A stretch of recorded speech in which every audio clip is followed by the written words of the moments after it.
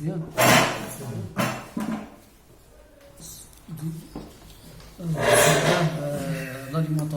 l'alimentation du coupage كما كتلاحظوا هنا عندنا l'alimentation du récepteur numérique. Alors là, la différence entre l'alimentation du coupage et l'alimentation linéaire, on va voir ce transformateur. Ce transformateur, il fonctionne avec la fréquence secteur 50 Hz, comme vous voyez, et le poids, les lourdes. Par contre, le transformateur de l'alimentation du coupage, il fonctionne avec la fréquence de 100 kHz, alors comme vous voyez, il est léger, خفيف. هذا راه ثقيل لأن هذا خدام 50 Hz وهذا 200 kHz, c'est ça la différence. Alors pour avoir une alimentation du coupage, pour avoir la fréquence de 200 kHz, il faut un oscillateur. Ce circuit-là, c'est lui qui va délivrer la fréquence de 100 kHz pour fonctionner le transformateur. Alors quand on augmente la fréquence, le poids du transformateur il sera léger. Alors l'entrée de secteur, toujours regarde ici, pour travailler dans l'alimentation du coupage, pour les débutants, il faut mettre une lampe en série. Regardez comme ça, on met un prise, un câble. Ici, comme vous voyez ici, le phase, il va entrer par la lampe, il va sortir par la lampe. C'est-à-dire la lampe il est en série, c'est pas en parallèle, en série. C'est-à-dire comme le fusible. Alors la lampe c'est 220 volts, 100 watts. Alors prise, toujours nous avons le fusible. Ce composant-là, comme vous voyez, c'est pas un condensateur, c'est VDR. C'est un VDR pour stabiliser la tension du secteur. Après, nous avons un condensateur céramique qui est une bobine, c'est un filtre de secteur pour bloquer les hautes fréquences dans l'entrée ou la sortie. Parce qu'ici, nous avons une haute fréquence. Et l'entrée, les moteurs, par exemple, si on branche un moteur dans un prise, alors automatiquement, il va générer une haute fréquence, il va perturber l'alimentation. Alors, ce condensateur de la bobine, son rôle, c'est bloquer les hautes fréquences. Après, nous avons un pont de diode. On peut trouver 4 diodes ou un boîtier noir. On appelle le pont de Grace. Son rôle, c'est le redressement du courant. Et le filtrage, le condensateur, le grand condensateur. Voltage 400 volts ou 450 volts. Microfarad, nous avons ici 22 microfarad. On peut trouver 47 microfarad, 100 microfarad, jusqu'à 200 microfarad. Alors, le rôle, c'est filtrage, il va enlever les ondulations, il va lisser le courant. Après sa tension 220 volts fois 1,41, racine de carré de 2, et on va avoir ici 320 volts. Sa tension, il va directement vers le transformateur. Une tension continue. Cette tension, il faut qu'on convertir vers une tension alternative, mais avec une haute fréquence de 100 kHz. C'est pour cela ici, on a utilisé un transistor, comme vous voyez ici. On appelle ce transistor-là transistor de puissance, transistor hacheur, transistor découpeur. Qu'est-ce qu'il va faire? Ce transistor-là, il sera commandé par l'oscillateur qui va générer une fréquence signal de 200 kHz pour convertir la tension continue vers une tension alternative. Alors ce transistor-là, on peut trouver dans des alimentations transistors bipolaires ou transistors MOSFET. Les plus utilisés maintenant dans les alimentations du coupage, c'est le transistor MOSFET. Alors c'est grille de range source. La grille est liée par l'oscillateur. Ce oscillateur il sera alimenté à travers le condensateur 320, mais on va utiliser deux résistances, comme vous voyez ici, on appelle les résistances de démarrage. Qui vont chuter la tension de 320 volts vers 12 volts pour alimenter l'oscillateur. Quand l'oscillateur est alimenté, automatiquement, il va générer un signal pour commander le transistor. Le transistor, qu'est-ce qu'il va faire? Il va convertir la tension qui vient du condensateur, tension continue, vers une tension alternative, par un courant alternatif avec la fréquence de 100 kHz. Et après, on aura les sorties alternatives. Ici, on va utiliser des diodes, comme vous voyez les diodes, pour redresser le courant, pour avoir les tensions secondaires. Alors, comme vous voyez ici, il y a notre montage ici. Ce cette diode Zener variable et le photocoupleur, ou il y a des gens qui nomment optocoupleur ou photocoupleur. Alors photocoupleur, il est composé par une LED et un phototransistor. Dans les alimentations du coupage, on trouve LED, phototransistor. Il y a des photocoupleurs qu'on trouve LED et phototriac ou photodiac. Ça dans l'industrie, dans les cartes industrielles des machines, on trouve des phototriacs. Ici, on n'a qu'un phototransistor. Alors la LED, il sera allumé par une sortie secondaire à travers sa diode Zener pour qu'il varie l'intensité de la LED.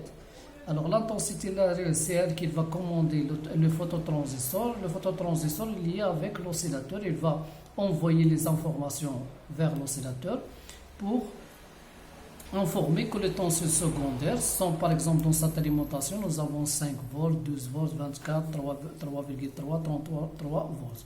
Alors, c'est-à-dire quand les tensions sont stables, la diode Zener, le photocoupleur, il va informer l'oscillateur que les tensions sont stable.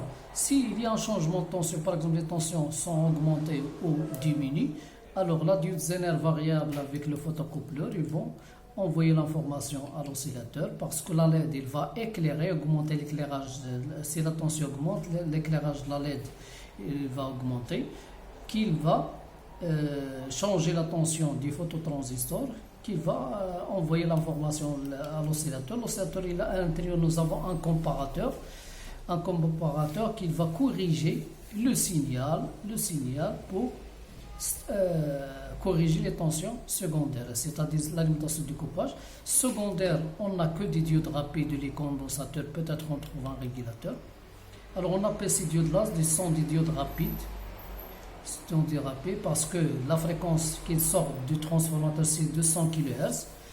C'est-à-dire on ne peut pas changer une diode rapide par une diode normale. Ce sont des diodes de commutation, il faut changer avec des diodes rapides. Par exemple, si j'ai une diode rapide court-circuit ici, je prends une autre carte, une autre alimentation et je dissoute une diode du partie secondaire. Mais il faut voir la datasheet, c'est-à-dire la diode rapide, il a une référence. Il faut voir un datasheet, par exemple, parce que la diode, les caractéristiques de la diode, c'est le courant. C'est-à-dire qu'il faut voir est-ce que la diode de 2 ampères, ou 3 ampères, ou 1 ampère, ou 5 ampères, il faut changer avec une autre diode rapide de la partie secondaire, même courant ou plus. Alors, c'est ça le fonctionnement de la diode. Ici, la partie schéma, comme vous voyez ici. Alors ici, nous avons le phase neutre. Toujours la pin phase, il est nommé, on nomme la pin phase, la pin qui est liée avec un fusible. Alors, pour dépanner une alimentation, il faut faire le relevé de schéma. Alors, schéma divisé, ici nous avons le phase liée avec un fusible en série. On va suivre que les composants en série. Fusible, nous avons ici le VDRC en parallèle, il ne faut pas suivre la VDR. Il y a condensateur céramique, il ne faut pas suivre le condensateur céramique. On voit ici nous avons une bobine va directement vers les diodes, c'est-à-dire la ligne de phase. Nous avons fusible, bobine, les composants série. Nous avons que deux composants, fusible et bobine, comme vous voyez ici, fusible et la bobine.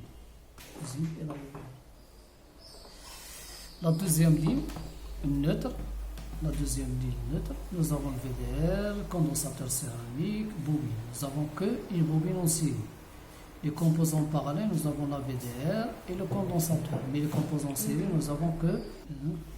Alors, l'alternative, la ligne de l'alternative du phase du neutre jusqu'à les diodes. Après, on va vers le continu. Alors, les cathodes, deux cathodes, ils sont liés, comme vous voyez ici. Alors, il y a la première cathode, la première diode et la deuxième diode. Les cathodes, ils vont délivrer le plus et les anodes, ils vont délivrer le moins. Les cathodes, ils seront liés avec le condensateur chimique. Alors, comme vous voyez ici, Les cathodes ils sont liés avec le plus de condensateur chimique. Ici, dans la partie continue, on ne suit pas le moins, la masse. On dit la masse, on ne suit pas la masse. Je vais suivre que le plus. Alors, comme vous voyez ici, c'est le plus. Ici, la tension mesurée, c'est 320. Alors, la tension redressée, filtrée, il va directement vers le transformateur. Cette pile de transformateur, il va sortir par le transformateur, deuxième pile. Il va directement vers le transistor, la pile milieu, toujours la pile milieu du transistor. Alors le transistor, qu'est-ce qu'il va faire? Il attend le signal de l'oscillateur pour qu'il convertisse sa tension, le courant continu vers un courant alternatif. Ça, c'est une bobine du transformateur.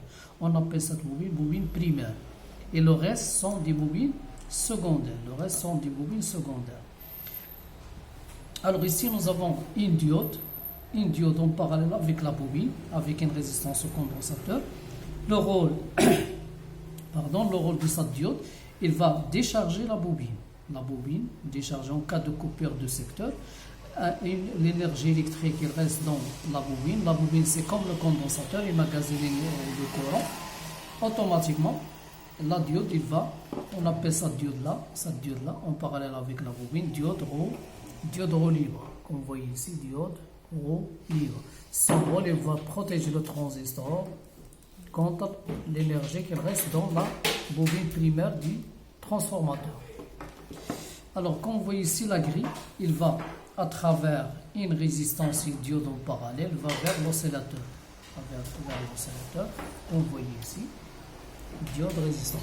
Cette résistance, en cas de coupure, il faut changer avec une autre résistance. Le troisième, l'essentiel, soit noir, soit marron. Les deux premiers couleurs, n'importe quelle valeur, mais le troisième noir ou marron. Alors, la source du transistor, liée avec une résistance de faible valeur. Alors, cette résistance de faible valeur, la source liée avec une résistance.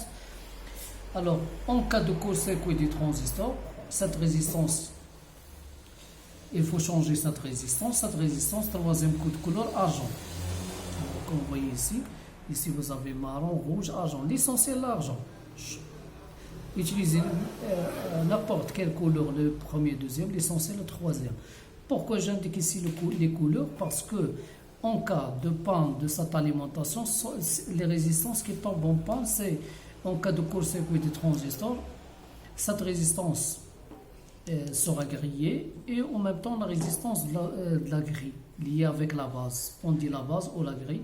C'est elle qui va, l'intermédiaire entre l'oscillateur et le transistor.